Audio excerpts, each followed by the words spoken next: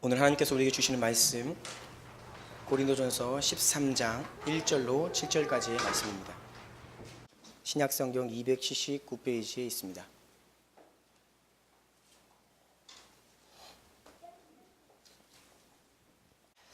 제가 봉독해 드릴 때에 하나님의 말씀으로 받으시며 아멘 하시기 바랍니다. 1절부터 읽겠습니다.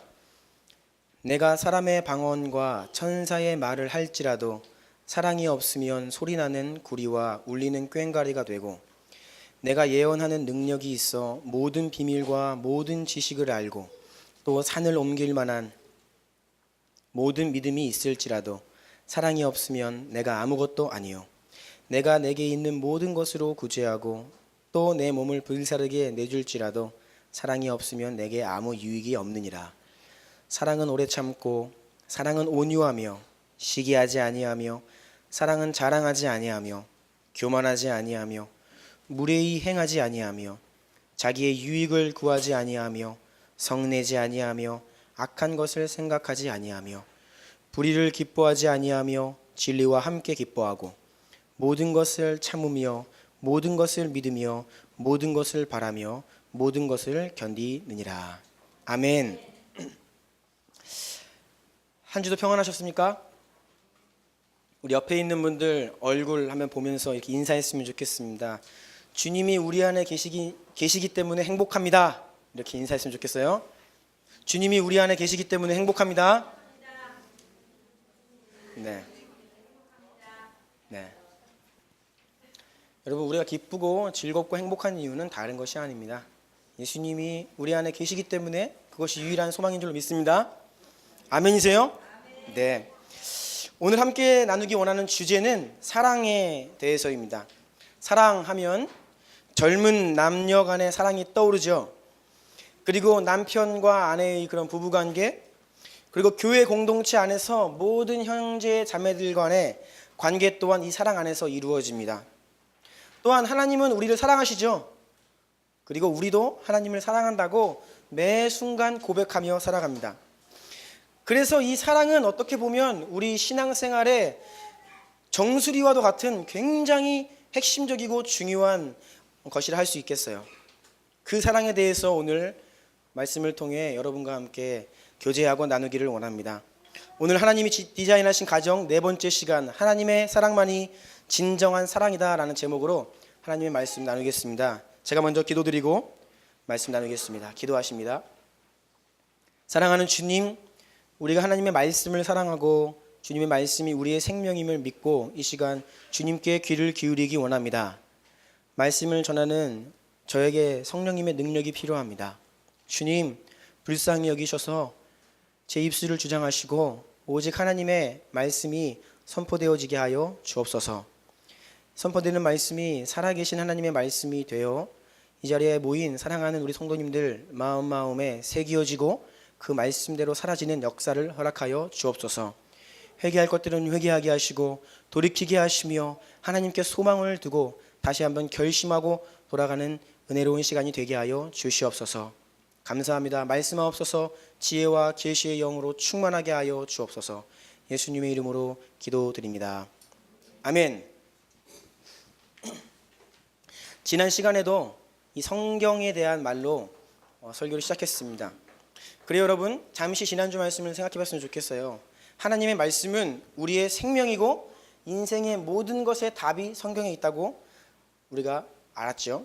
그리고 너무나 하나님의 말씀이 명확하여서 객관적인 삶의 기준이 바로 하나님의 말씀 성경이라고 하였습니다.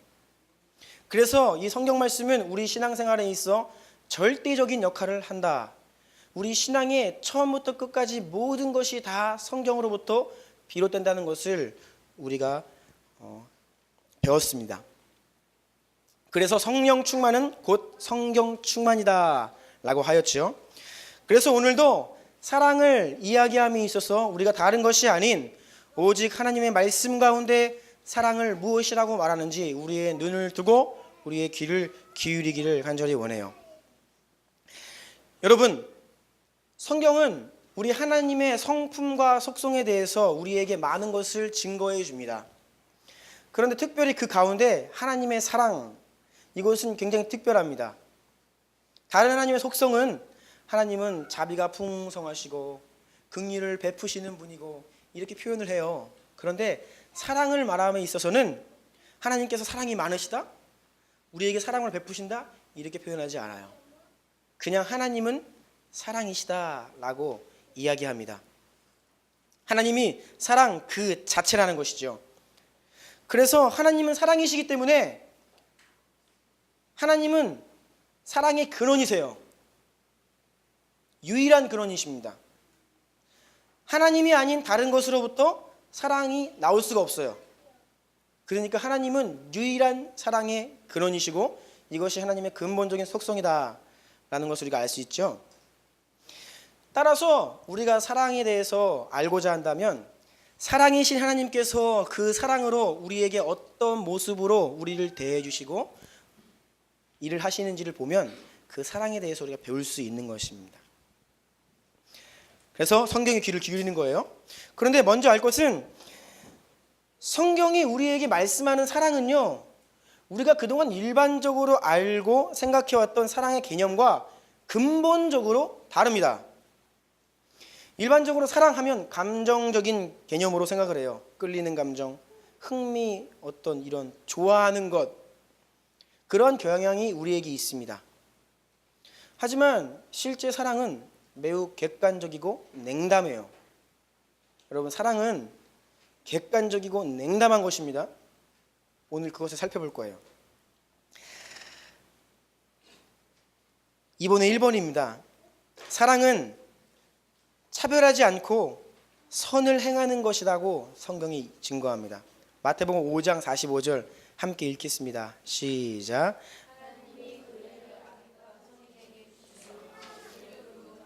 불의한 자에게 내려주심이라.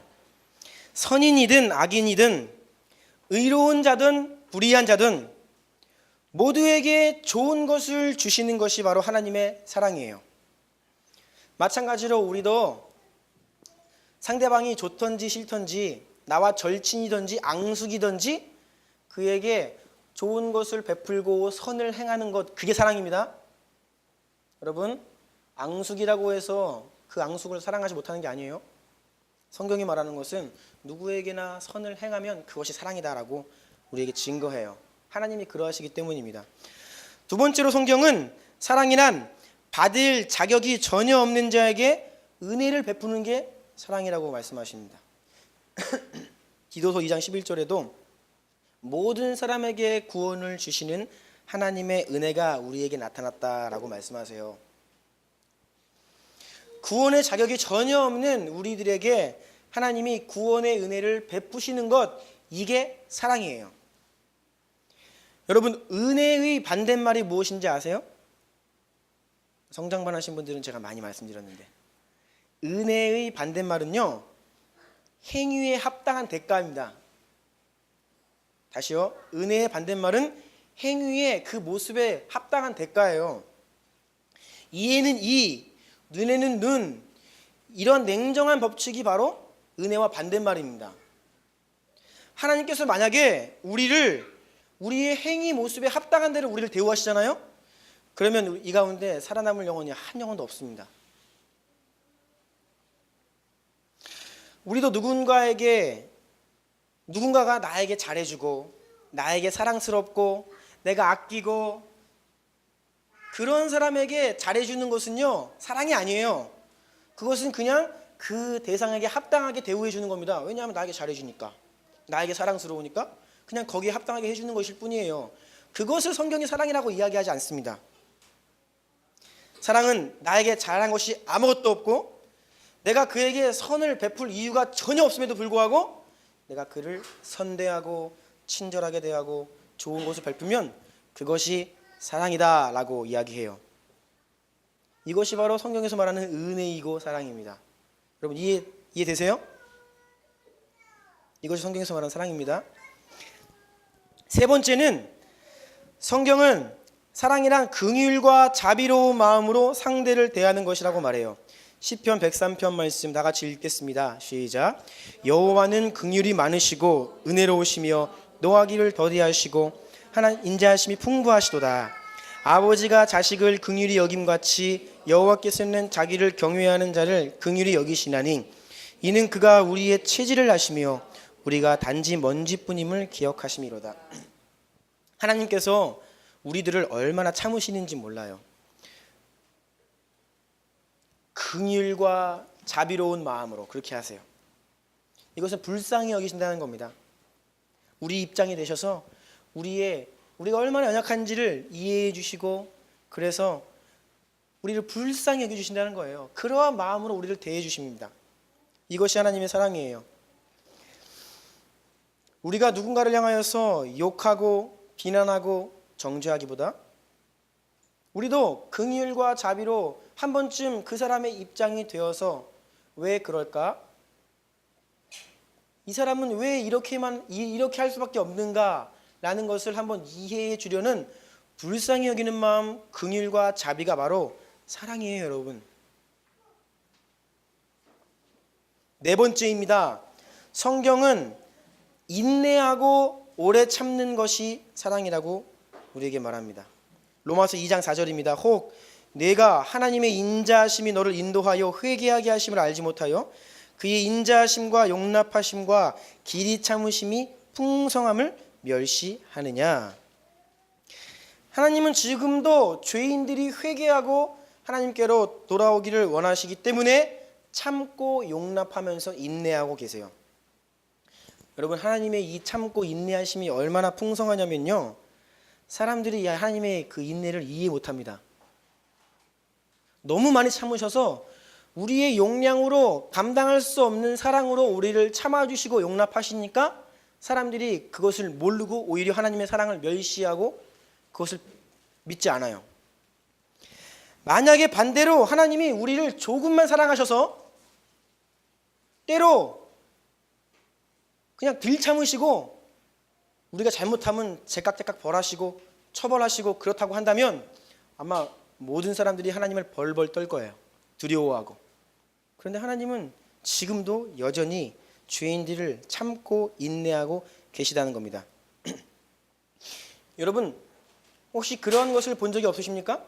우리가 인생을 살다 보면 정말로 존귀하고 너무나 아름다운 인생을 사시는 분들이 일찍 돌아가시는 경우가 있어요. 하나님이 그런 영혼을 일찍 취하십니다.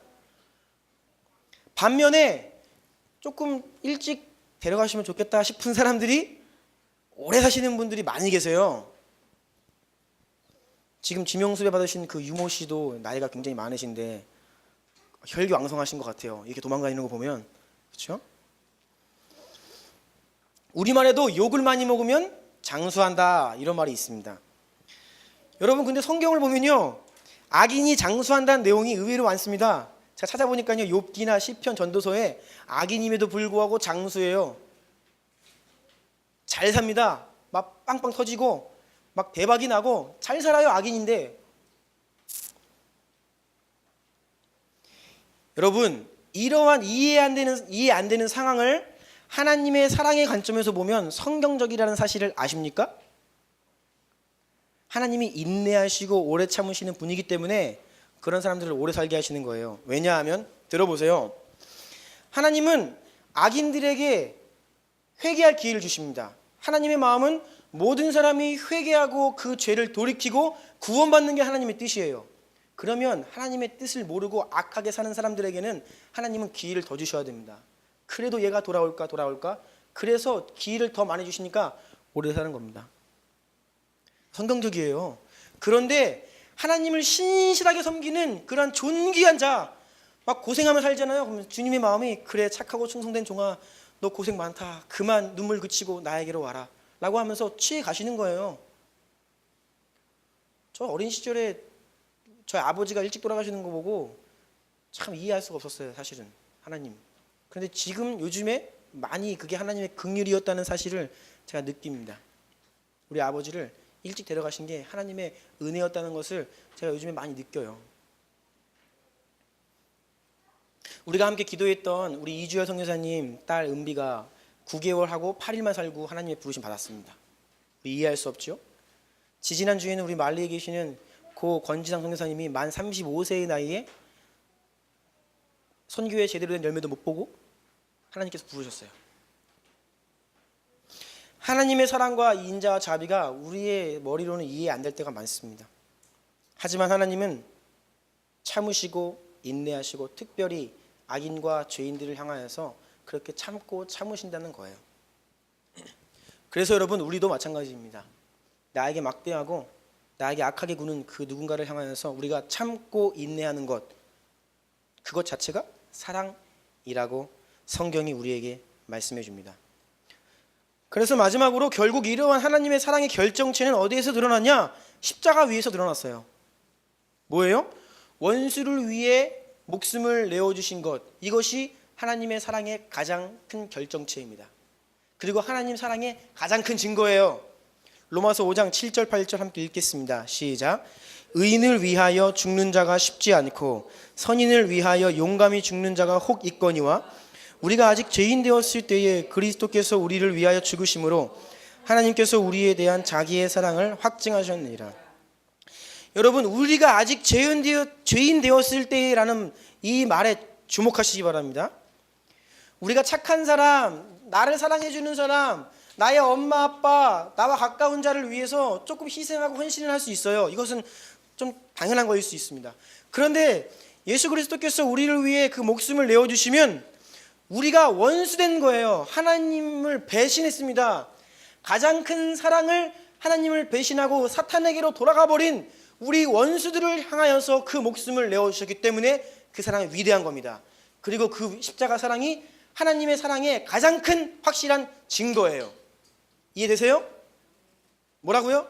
자, 지금 저기 뭐가 이렇게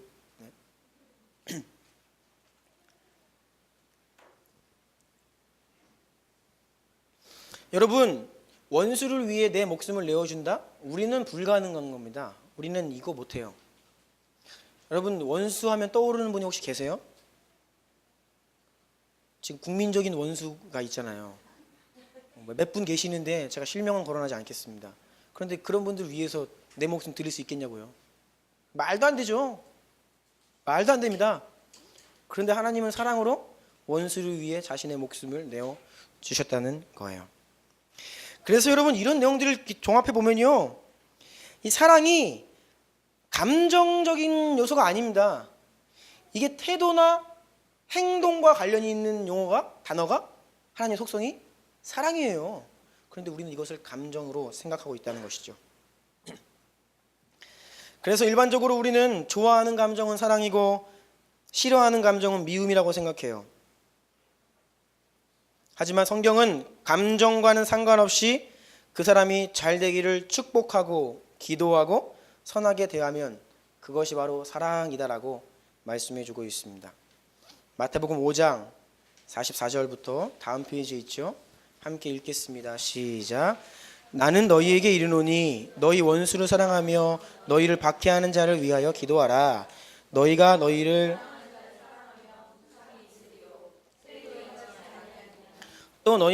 형제에게만 무난하면 남보다 더하는 것이 무엇이냐? 이방인들도 이같이 아니하냐? 나를 배신하고 나를 힘들게 하는 사람, 그 사람이 좋을 리가 없습니다. 그건 비정상입니다. 그 사람이 막 감정적으로 좋으면요.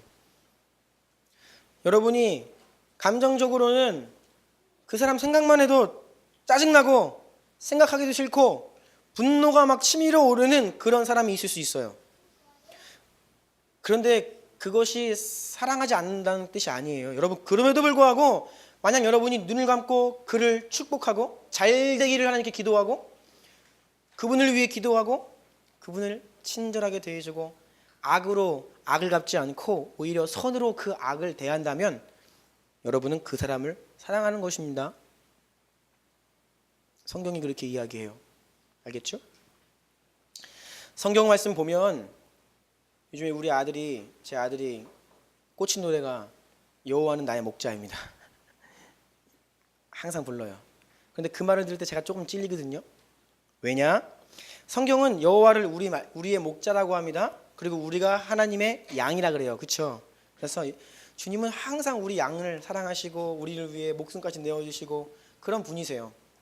그런데 성경을 보면 이 목자라는 단어와 목사, 제가 가을에 목사가 돼요. 근데 그 목사라는 단어와 목자가 동의어입니다. 똑같은 말이에요. 근데 교회 직분으로 이제 번역을 할 때 목사로 번역을 합니다. 그러면 제가 이 교회의 성도들의 목자로 제가 부르심을 받았는데, 이 여호와 예수님의 그 십자가 사랑을 생각하며 내가 우리 주님교회 성도들의 목자다라는 생각을 하면 제가 부끄럽다는 겁니다. 나에게는 왜 이렇게 사랑이 없지? 그런 고민을 제가 지난 5년 동안 사역하면서 많이 고민하고 또 이것 때문에 괴로워하기도 했어요. 저도 인간입니다. 그래서 저에게 잘 맞는 성격이 있어요. 제가 좋아하는 캐릭터가 있습니다. 여러분도 마찬가지죠? 사람마다 좀 감당하기 힘들고 좀 같이 있으면 힘든 캐릭터가 있어요.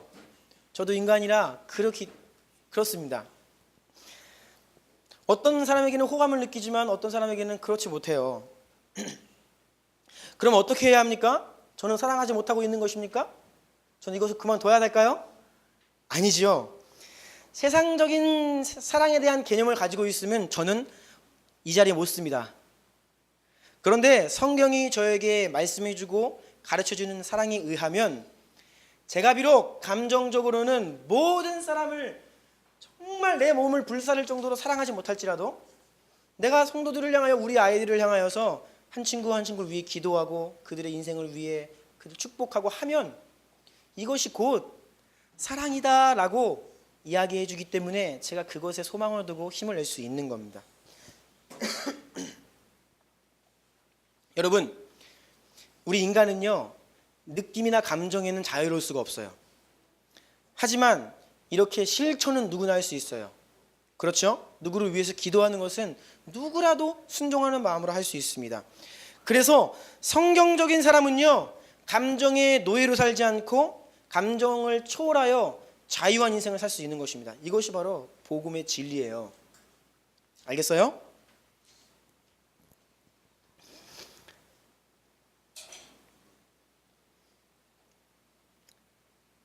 사랑의 의미, 이 말씀 보면요, 좀 더 구체적으로 우리가 이해할 수 있습니다. 내 이웃을 내 자신과 같이 사랑하라, 예수님께서 말씀하셨어요. 이것은 그리스도인이 아닌 분들도 거의 아는 말씀입니다. 그렇죠? 뭐라고요? 네 이웃을 네 자신과 같이 사랑하라 라는 예수님 말씀이에요. 이것이 무슨 뜻인지 제가 이 말씀을 통해서 사랑에 대한 구체적인 의미를 많이 깨닫게 되었어요. 나를 사랑하듯이 남을 사랑하라는 겁니다. 잘 생각해 보세요. 여러분 혹시 거울을 보고 내 얼굴, 거울에 비친 자신의 얼굴을 보면서 막 그냥 사랑스럽고 막 애틋하고 막 설레이고 그런 분 계십니까? 이 가운데? 간혹 어떤 병에 걸리시면 그런 증상이 있기는 해요. 누구라고 말씀은 제가 못 드리고 아무튼 있을 수 있어요. 근데 그것은 병입니다. 자기 얼굴 보면서 막 사랑스럽고, 우리가 때로는 아침에 일어나서 이렇게 거울 보면 너는 왜 그렇게 생겼니? 이게 우리의 솔직한 반응 아니겠습니까? 그리고 또 어떤 분들은 이렇게 조금 자유분방하게 생기신 분들이 계세요. 그런 분들은 자기 외모가 마음에 안 들면 그냥 자기를 향하여서는 감정적으로는 안 좋을 수 있어요. 제가 제 신장이 굉장히 좀 조그만 작습니다. 그래서 한때 제가 제 키가 굉장히 원망스러웠던 적이 있어요. 왜 너는 그렇게 바닥에 있니? 막 이러면서 안 좋은 감정을 가지고 있는 거예요, 저 스스로에게. 그런데 여러분, 그렇다고 내가 내 자신을 사랑하지 않는 것이 아닙니다. 얼마나 나를 사랑하냐면요, 들어보세요. 자기 사랑은 이런 것입니다. 여러분, 배고프면 냉장고 열어서 먹입니다. 누구를? 자기 자신을. 그렇죠? 배고프면 먹여야 돼요. 한 끼만 안 먹어도 막 못 살아요. 추우면 옷 입어요. 아프면 아픈데 약 바릅니다. 아프기 싫어서. 건강에 이상이 오면 운동을 해요. 죽음이 앞에 오면 살려고 발버둥칩니다. 그렇죠? 여러분, 이게 여러분 자기 사랑입니다. 똑같아요. 감정은 상관없습니다. 누군가가 배고프면 먹이는 게 사랑이고요, 추우면 입히는 게 사랑이고, 아프면 약 발라주고, 슬퍼하면 같이 울어주고, 그럼 이게 성경에서 말하는 사랑이에요. 전혀 감정적인 차원이 아닙니다. 마태복음 25장 말씀 볼까요? 거기에 그렇게 나와 있어요. 이것이 곧 이웃을 향한 사랑이고 하나님을 향한 사랑이라고 예수님께서 말씀하십니다. 35절부터 읽겠어요. 시작. 내가 줄일 때에 너희가 먹을 것을 주었고 목마를 때에 마시게 하였고 나그네 되었을 때에 영접하였고 헐벗었을 때에 옷을 입혔고 병들었을 때에 돌보았고 옥에 갇혔을 때에 와서 보았느니라. 임금이 대답하여 이르시되 내가 진실로 너희에게 이르노니 너희가 여기 내 형제 중에 지극히 작은 자 하나에게 한 것이 곧 내게 한 것이니라 하시고. 아멘. 하나님께서 우리에게 말씀하시는 사랑, 사랑의 실천, 그리고 눈에 보이는 형제를 사랑하지 못하고서는 눈에 안 보이는 하나님을 사랑할 수 없다는 것이 하나님의 말씀이에요. 그래서 우리가 이웃을 내 몸처럼 사랑하는 것, 이것이 하나님을 향한 사랑의 실천인데, 그것이 구체적인 게 배고플 때 주고, 목마를 때 마실 걸 주고, 오갈 데 없으면 재워주고, 옷 없으면 입혀주고, 아파하면 돌봐주고, 힘든 일이 있을 때 찾아가주고, 이것이 사랑이라고 우리에게 말씀해 주십니다. 여러분, 이 가운데 아내 된 분들 가운데 남편이 죽도록 밉다, 그렇다고 해서 사랑하지 않는 게 아니에요. 그냥 먹이십시오. 밥을 해 먹이시면 그게 남편을 향해 사랑하시는 거예요. 그리고 남편분들은 우리 남편분들은 아내가 밥을 안 해준다 그러면 최고의 위기가 왔다라고 생각하시면 됩니다. 네? 최대의 위기가 온 거예요. 최대의 위기가. 그래서 5번을 볼까요? 진정한 사랑은 감정과 상관없이 의지적으로 결정하고 행동하는 것이에요. 이것이 바로 오늘의 본문 고린도전서 13장 사랑장이지요. 사랑장에서 이야기하고 있는 아가페 사랑입니다. 여러분, 아가페 사랑 다시 한번 읽어보겠습니다. 시작. 사랑은 오래 참고 사랑은 온유하며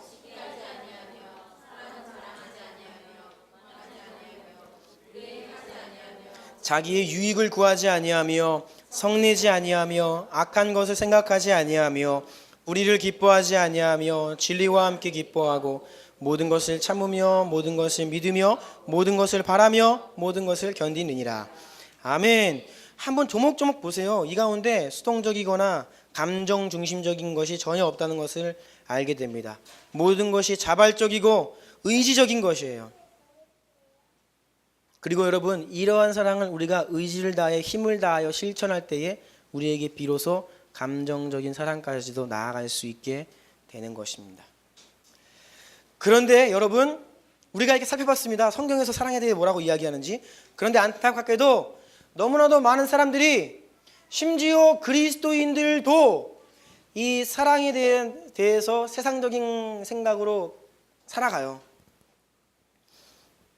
무엇이 진짜 사랑인지를 몰라 한참이나 잘못된 길로 향하고 있습니다.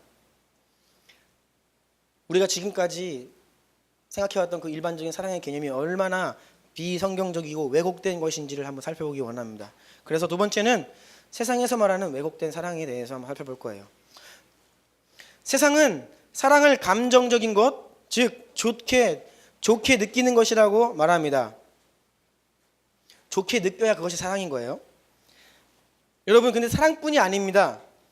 세상은 그저 느낌대로 살라고 이야기해요. 생각대로. 떠오르는 통신사가 있죠. 생각대로. 그거 굉장히 미혹하는 메시지입니다, 여러분. 생각대로, 느낌 따라, 감정대로, 있는 그대로 충실하게, 이게 좋은 말 같지만 진리에 완전히 반하는 여러분을 향한 이 시대의 미혹의 메시지예요. 왜냐고요? 성경은 마음을 새롭게 하여 변화를 받으라라고 이야기합니다. 인간의 본성은 전적으로 타락하여서 그 본성을 부인하며 살라라고 이야기해요. 그런데 세상은 느낌대로 살라, 네가 느끼는 게 사랑이다 라고 우리에게 말해줘요. 그래서 사전을 찾아보면 사랑에 대해서 이렇게 정의되어 있습니다. 사랑하다. 첫 번째, 상대에게 성적으로 끌려 열렬히 좋아하다. 이것이 첫 번째 개념인데요. 이게 세상에서 말하는 사랑입니다, 여러분. 좋아하다는 뜻이 아래에 있죠. 어떤 일이나 사물 따위에 대하여 좋은 느낌을 가지다. 그러니까 여러분, 성적으로 끌리고 좋은 느낌을 갖게 되는 것을 사랑이라고 세상에 이야기하고 우리도 그것이 사랑인 줄로 착각하고 살아갈 때가 많이 있다는 것이에요. 여러분 근데 이거 보세요. 굉장히 수동적입니다. 사랑을 불러일으키는 주체가 내가 아니라 상대방이에요. 나는 그냥 그 감정에 이끌려 사는 존재인 거예요. 이것이 바로 감정의 노예로 살아가는 주님을 모르는 자들의 모습입니다. 그런 더 큰 문제는 우리 이 감정, 이 감각 기관이 죄로 오염되어 있어서 굉장히 제 기능을 못하고 있는 게 문제인 거예요. 여러분, 우리 아이들에게 느낌 따라 생각대로 살라라고 하면 이 아이들의 인생은 망하고 맙니다. 맞아요? 하고 싶은 거 하면서 살면요 망해요. 그래서 나중에 하고 싶은 걸 하기 위해서는 지금 해야만 하는 일을 해야 되는 거예요. 느끼는 대로 하면 안 되고. 먹는 것만 봐도 그렇습니다. 보통 건강에 이상 신호가 오면 제일 먼저 뭘 하죠? 먹는 걸 가려요. 먹지 말아야 될 게 굉장히 많습니다. 그런데 이게 무슨 뜻이냐? 우리의 그냥 자연스러운 모습은 내가 좋아하고 그런 거 보면 안 좋은 거예요. 그렇죠? 이렇게 우리의 감각 기관들이 지금 오염되어 있다는 거예요. 지난주에 제가 어떤 한 형제를 만났습니다. 그 형제가 저에게 이렇게 이야기했어요. 너무나 우울하고 힘들어서 지금 정신 못 차린대요. 보니까 진짜 그래요. 안절부절 못하고 뭐에 막 그 감정에 지배되어 있더라고요. 그래서 제가 한마디 했습니다. 감정에 끌려다니지 말고 네가 네 감정을 이끌어라 라고 이야기했어요. 어떻게 그렇게 하냐 안 되는데. 그래서 제가 정확히 말씀드렸죠. 네 감정에 노예가 되지 않고 네가 감정을 끌고 갈 수 있는 것은 바로 말씀과 기도다. 제가 말씀드렸죠. 세월호 침몰했을 그 주에 제가 인터넷 보고서 계속 그 소식들 보면서 종일 막 SNS 돌아다니는 글들 보고 뉴스 보고 소식 보면서 안타까워하고 분노하고 그랬더니 제가 엄청 다운됐어요. 그런데 그 다음 주일날 월요일날 제가 정신 차리고 한번 주님께 나아가려고 하는데 주님께서 주신 말씀이 이겁니다. 우리가 항상 암송하는 말씀. 여호와의 율법은 완전하여 뭐라고요? 영혼을 소성시킨다. 여호와의 교훈은 정직하여 어떻게 한다고요? 마음을 기쁘게 한다. 여러분, 하나님의 말씀이 우리 가운데 없기 때문에 우리가 우울한 것입니다. 그래서 제가 이 말씀 앞에 주님 믿습니다. 내가 주님의 말씀을 가까이 하지 않고 세상에서 이야기하는 소리에 귀 기울였기 때문에 내가 이렇게 우울하고 다운되고 정신을 못 차리는 것입니다. 제가 주님 말씀 앞에 다시 엎드리겠습니다 라고 하고 그 자리에서 그냥 성경 읽기 시작했는데 바로 그 즉시 제 영혼이 회복되었어요. 제가 놀라운 경험을 했습니다. 너무나 기뻤어요. 그래서 여러분, 그래서 우리는 감정의 노예가 되면 안 돼요. 느끼는 대로 살면요 그 인생은 멸망합니다. 그런데 문제는 세상에서 사랑을 느끼는 대로 그것이 사랑이라고 이야기하니까 문제인 거예요. 더 나아가 두 번째 보면 세상은 성적인 관계를 남녀 간의 사랑의 표현이라고 말해요. 성경은 절대 그렇게 말하지 않고 있지 않습니다. 에베소서 5장 31절 다 같이 읽겠습니다. 시작.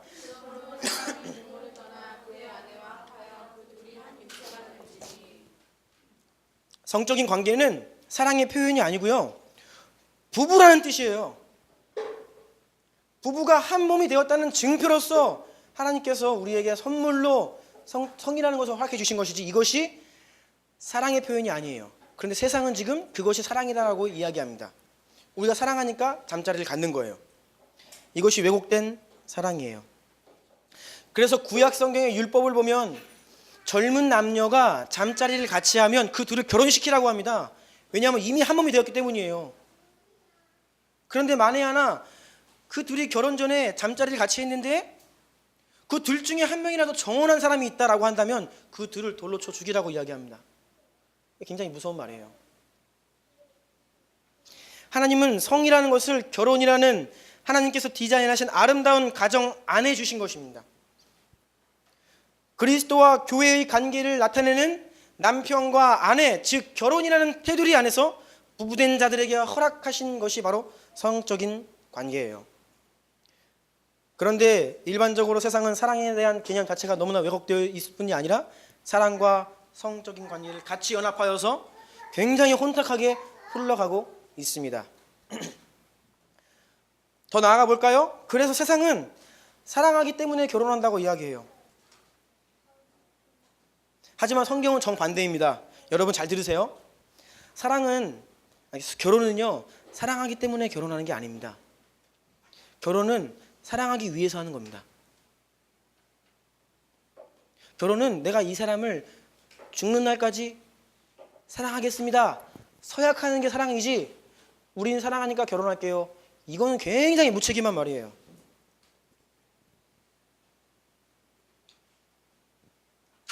그래서 주님은 음행한 이유 외에는 이 사랑의 서약인 결혼 생활을 반드시 지켜야 한다고 말씀하십니다.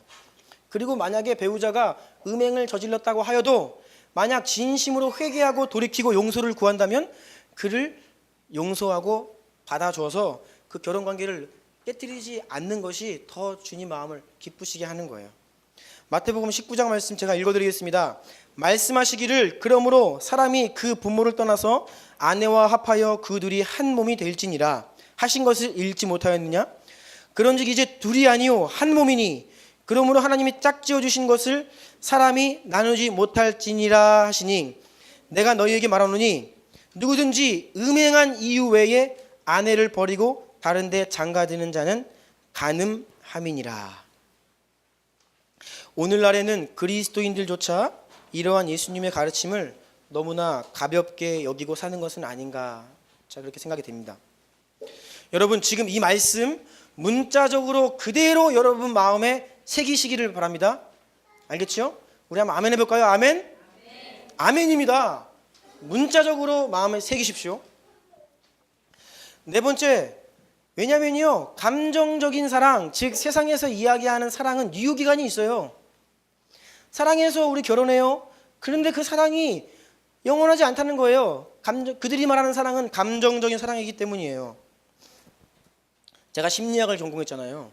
감정적인 사랑은요, 짧으면 2, 3개월이고요. 길어봐야 1, 2년입니다. 그거 곧 사라지고 맙니다.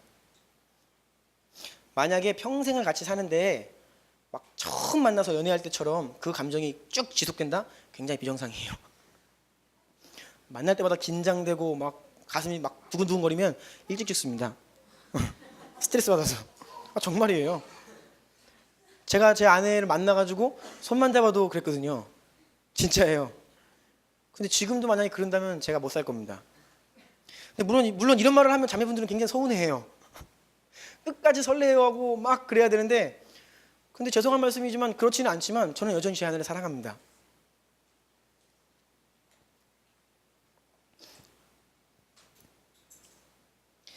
왜곡된 사랑의 감정은 이내 곧 없어질 수 있는 것이지만 여러분, 진정한 사랑은 영원한 것이에요. 우리가 힘써 그 마음을 지켜 사랑하기로 결단하면 그 사랑을 계속할 수 있는 거예요. 그래서 세상은요, 사랑하다가 결혼했습니다. 그런데 어느 순간인가 더 이상 사랑하지가 않아요. 감정적으로 미워 죽겠어요. 왼수가 됩니다. 더 이상 살 이유가 없다고 하면서 헤어져요. 여러분, 그게 무슨 말이에요? 성경에서 그렇게 이야기한 적이 없거든요. 영원히 사랑하기로 결단했기 때문에 그 사랑을 해라, 지키는 것이 신앙인의 모습입니다. 그런즉 믿음, 소망, 사망 이 세 가지는 항상 있을 것인데 그 중에 제일은 사랑이라, 항상 있을 것이라고 말씀하셨습니다. 여러분, 감정이 식으면요, 이제 결혼을 끝낼 때가 아니라, 관계를 끝낼 때가 아니라 감정이 식으면 그때부터 사랑을 시작할 때예요.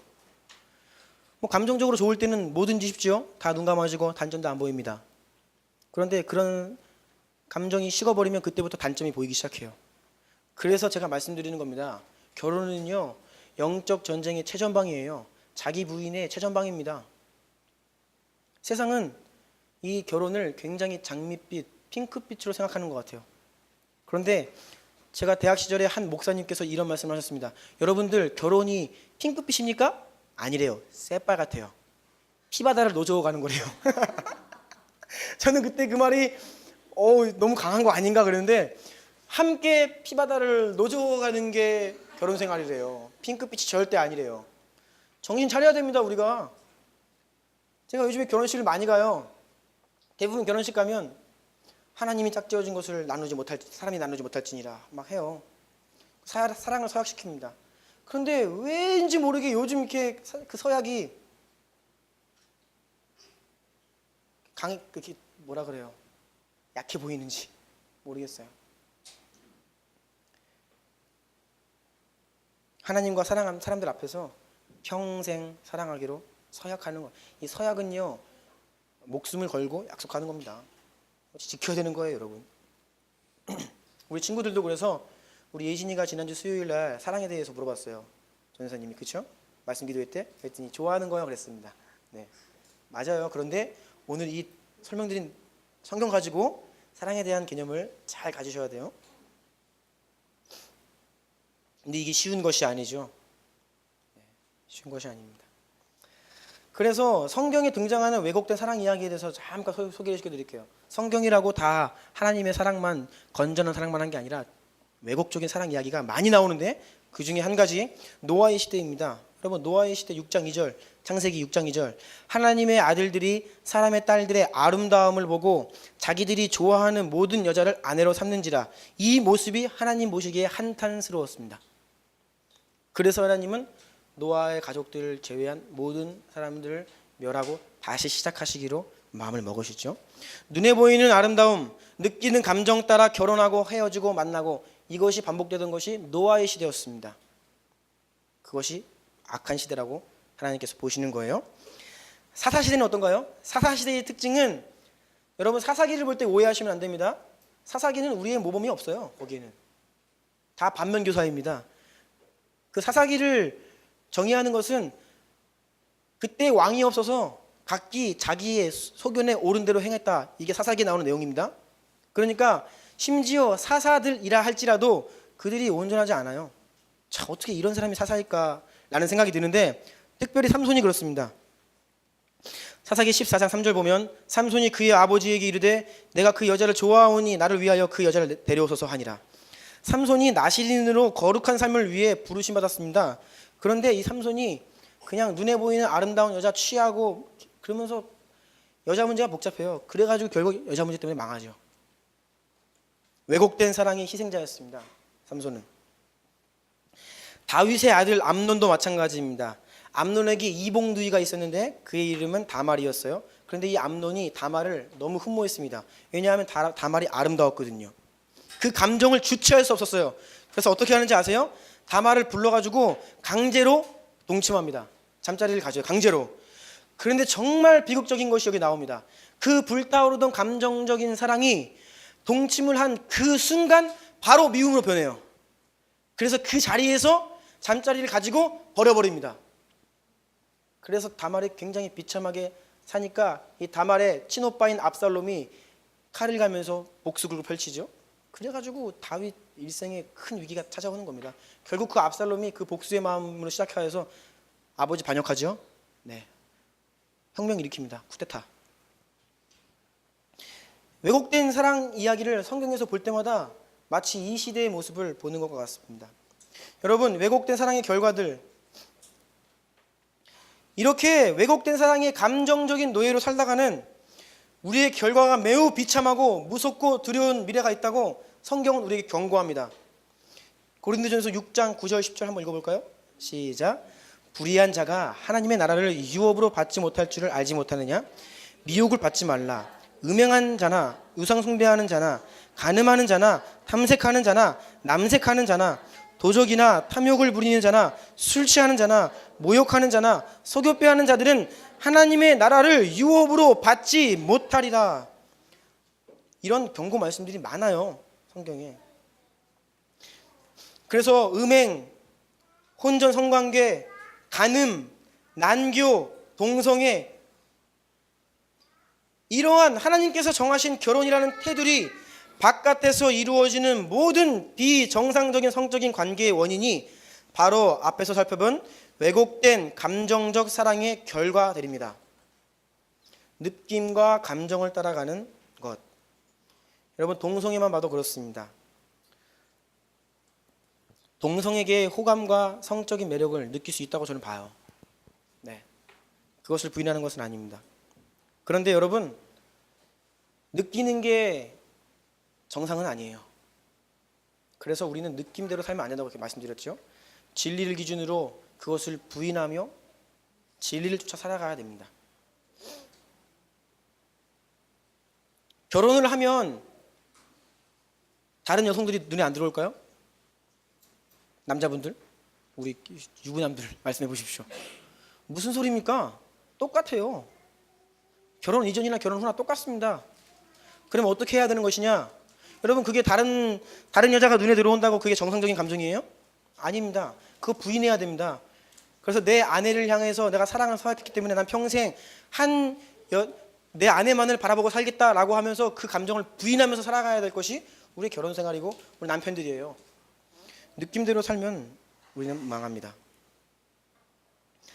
그런데 세상은 지금 올바르지 않은 느낌과 감정들을 정상이라고 주장해요. 그래서 그런 감정을 사랑이라 여기고 사랑하면 잠자리를 가질 수 있다라고 하면서 이렇게 살아가는 이 시대의 모습 하나님께서 한탄하고 계시는 겁니다. TV 드라마나 영화를 보면 성경에서 말하는 악한 일들이 일어나고 있습니다.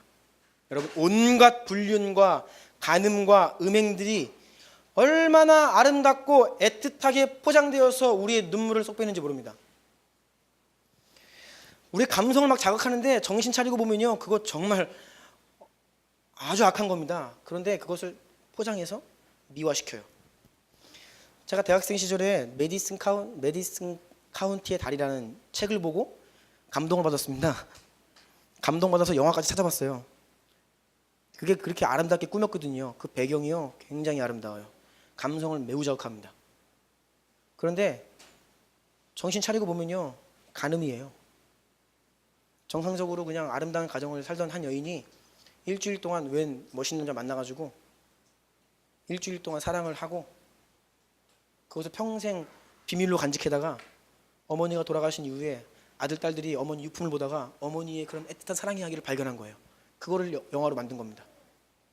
그렇게 비정상적이고 하나님 나라를 유업으로 받지 못할 음행들을 세상은 지금 포장해서 우리 아이들에게 지금 주입하고 있어요. 세상의 노래들이 다 그래요. 미디어가 그렇습니다. 꺼버려야 돼요. 듣지 말아야 됩니다.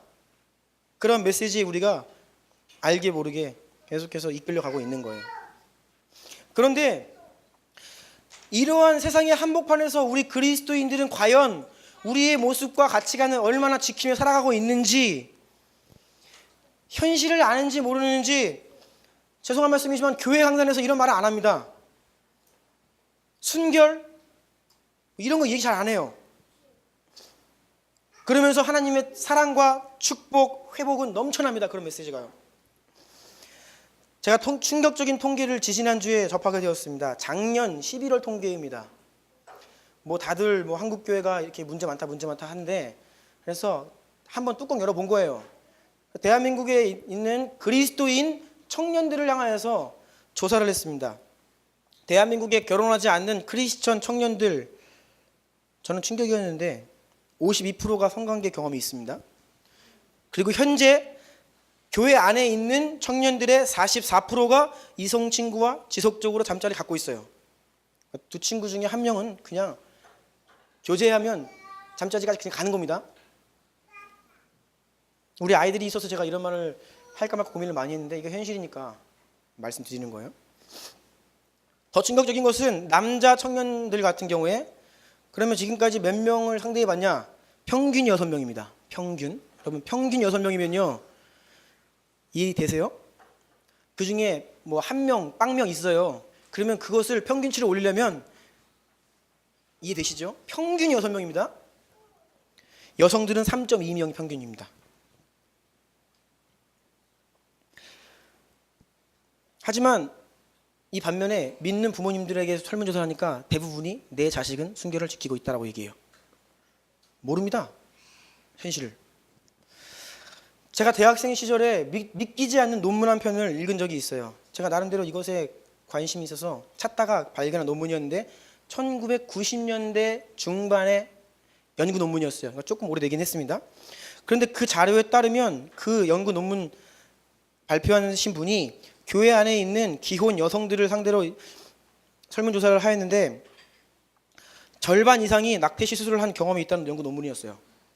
저는 믿기지가 않았습니다. 잘못된 통계일 거라고 애써 무시했죠. 그런데 제가 재작년에 이 통계가 현실일 수 있겠다는 것을 간접적으로 경험하게 되었습니다. 2012년에 제가 목회자 복음학교를 갔습니다.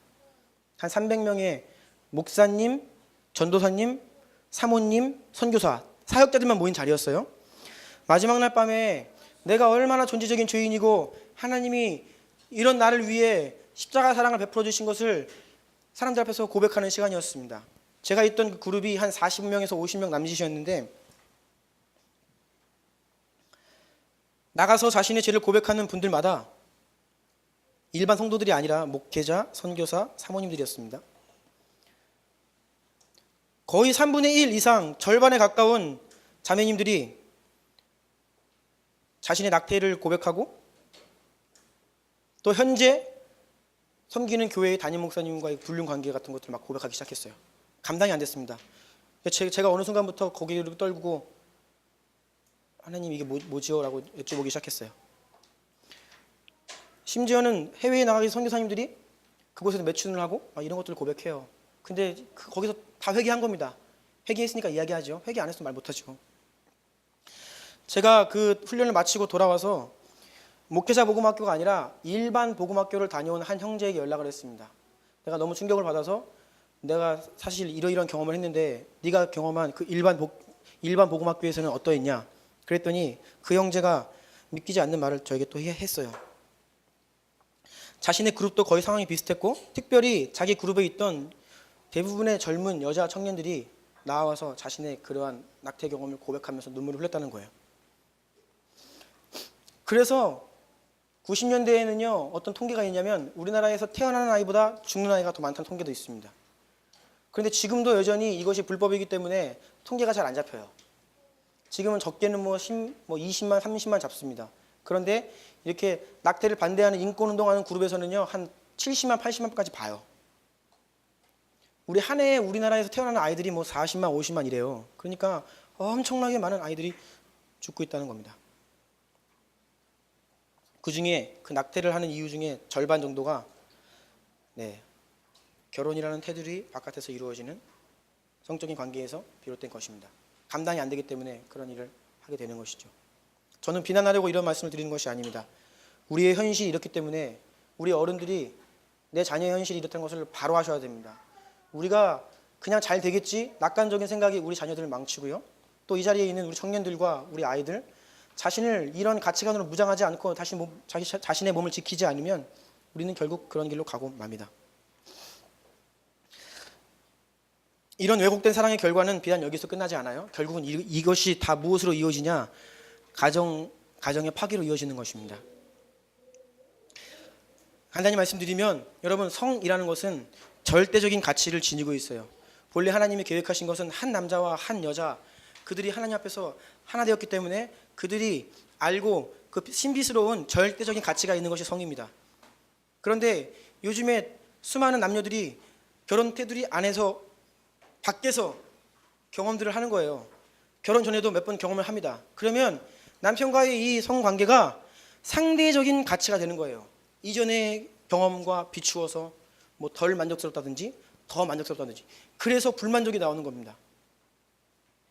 그래서 문제가 생기고 헤어지고 불화가 생기는 거예요. 이것이 바로 치솟는 이혼율 우리나라의 문제, 저는 여기서 이 문제를 보고 있습니다. 말씀을 마무리하려고 합니다. 여러분 진정한 사랑의 회복을 위하여 우리가 하나님 앞에 엎드리고 메어 달려야 할 때입니다. 그리스도인들은 진정한 하나님의 사랑을 경험하여 깨닫고 모든 관계 속에서 그 사랑을 실천해서 세상에 하나님의 사랑을 알리기 위해 살아가는 것입니다. 여러분 우리는 진정한 하나님의 사랑을 이미 경험한 자들이잖아요. 그래서 우리가 이제는 내가 받은 그 하나님의 사랑을 실천하는 겁니다. 어디서요? 교회 안에서, 가정 안에서, 친구들과 관계 속에서, 사회 속에서 그 사랑을 실천하는 것입니다. 그렇게 실천하면 세상이 우리의 그 사랑을 보며 하나님을 알게 되는 거예요. 요한복음 13장 읽겠습니다. 시작. 새 계명을 너희에게 주노니 서로 사랑하라. 내가 너희를 사랑한 것 같이 너희도 서로 사랑하라. 너희가 서로 사랑하면 이로써 모든 사람이 너희가 내 제자인 줄 알리라. 그래서 우리가 먹고 마시는 것, 살아가는 이유가 바로 사랑을 위한 거예요. 주일 점심 식사하기 전에 제가 식기도 하기 전에 고린도전서 13장 읽어드리죠.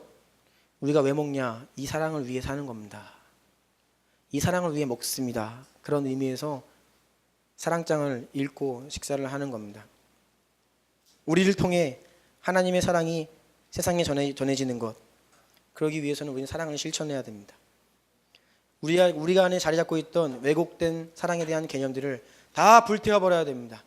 성령께서 소멸하는 불로 우리 가운데 오셔서 우리 안에 있던 잘못된 과거와 모든 우리의 습관과 우리의 가치관들을 다 불태우시고 다 회개하고 주 앞에 돌이키고 우리는 주 앞에 정결한 모습으로 서야 됩니다. 우리에게 희망이 있는 것이 한 가지 있는데요. 그것은 무엇이냐? 그는 믿보시고 의로우셔서 우리가 만일 우리의 죄를 자백하며 주님께 돌아오면 주님은 그 죄를 잊으시고 우리를 깨끗하게 사해 주신다는 것입니다. 이것이 바로 복음의 은혜이죠. 오늘 이 말씀을 듣기 전까지 우리가 어떻게 살았는지는 중요하지 않습니다. 오늘 성경이 우리에게 이야기하고 있는 진정한 사랑을 우리 마음에 새기고 왜곡된 사랑의 개념들과 모든 경험들을 다 주 앞에 불태우고 회개하고 돌이켜 우리가 이 사랑 가운데 정말 주님을 드러내고 주님 사랑을 실천하고 이 사랑을 만인이 보아 예수님이 진정 우리의 구원자이심을 알게 되는 놀라운 축복이 여러분 모두에게 우리 사랑하는 주남교회 모든 가정 가운데 회복되기를 주님의 이름으로 축복합니다. 아멘. 우리 한번 기도하겠습니다. 여러분 기도하실 때 여러분 혹시 듣는 말씀 가운데 자신에게 해당되는 내용이 있다면 하나님께 기도하십시오. 주님께 용서를 구하시고 제가 모르고 그랬습니다. 주님 감정의 노예가 되어 그렇게 이끌려 갔습니다. 아버지 용서하여 주십시오라고 기도하십시오. 그리고 앞으로는 주님께서 말씀하신 이 온전한 사랑에 이 사랑을 따라 살겠습니다. 결단하시는 겁니다. 우리 힘으로 할 수 없어요. 성령께서 역사하셔야 됩니다. 우리가 새 영을 덧입어야 이것이 가능합니다. 간절히 기도합시다. 그리고 우리의 자녀, 미래의 남편, 아내, 그리고 우리 아이들 위해서 한번 기도합시다. 주여, 이들이 살아갈 이 세상이 너무나 악하고 추하고 엄란합니다. 교회 안에 있는 청년들조차 자신의 몸과 마음을 지키지 못하고 우리의 현실이 이렇게 되어버렸습니다. 주여, 우리를 살려주십시오. 간절히 기도하며 나가기 원합니다. 주여 부르짖고 기도하겠습니다.